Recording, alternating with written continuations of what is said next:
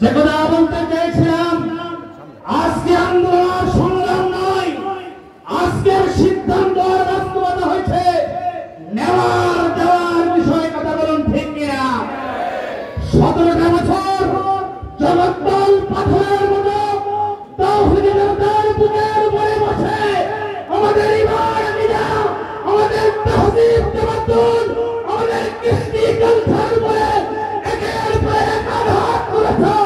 আজকে সময় এসেছে প্রতিটা আঘাতের বদলা নেওয়া হবে ইনশাআল্লাহ।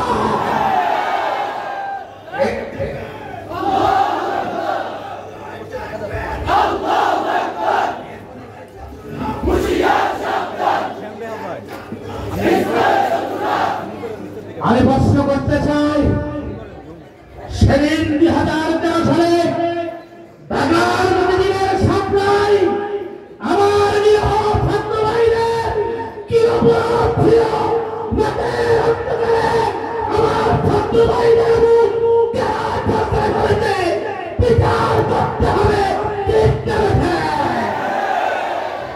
মোদীর বিরোধী আন্দোলনে তাওহীদের জনতার লাফের মিছিল স্বাধীন বাংলার মানুষের জন্য লজ্জার বিষয় ছিল, কিন্তু সেই হত্যাকাণ্ডের বিচার এখনো হয়নি। সময় হয়েছে প্রতিটা ফোঁটা রক্তের বদলা নিতে হবে। যারা জেল দিয়েছ হাত তুলে দাও।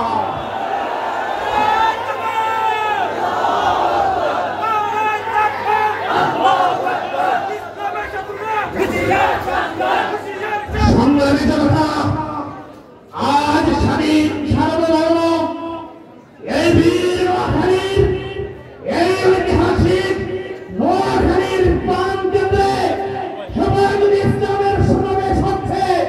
জেলা জামে মসজিদের সামনে ইতিহাসের নির্মম শিক্ষা।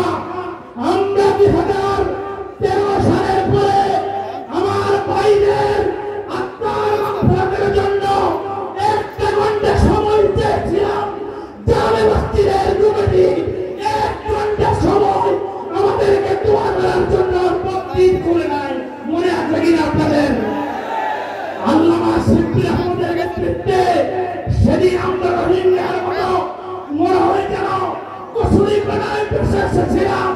রাস্তায় দাঁড়িয়ে মালিকের সামনে খোলা আকাশের নিচে দুহাত উত্তোলন করে শহীদদের জন্য যুগের পানি বিসর্জন করেছি। মালিকের ঘর আমাদের জন্য খোলা হয় নাই। ঠিক কি ঠিক না? কিন্তু ইতিহাস বলে আমার থেকে কেউ শিক্ষা নেয় না। এটাই আমার ঐতিহ্য শিক্ষা। আজ আমরা সেই মসজিদের প্রাণ কেন্দ্রে সম্মুখভাবে এই কম্পাউন্ডের ভিতরে হেফাজতে ইসলাম স্বৈরাচারের বিরুদ্ধে বক্তব্য দিচ্ছে। বাধা দেওয়ার কেউ নাই। ঠিক কি ঠিক না? ওদিন যারা বাধা দিচ্ছিলে তোমরা আজ কোথায়? তোমাদের বিচ্ছিন্ন কুচ্ছিত চেহারাগুলো আজকে জাতি দেখতে চাই। তোমাদেরকে বিচার করা হবে, তোমাদেরও বিচার হবে, তোমাদেরও বিচার হবে। মারহাবা মাওলানা মুসাদ্দিকুল মাওলা। অত্যন্ত সুন্দর বক্তব্য পেশ করেছেন আমাদের সামনে। এখনই আমাদের সামনে বক্তব্য নিয়ে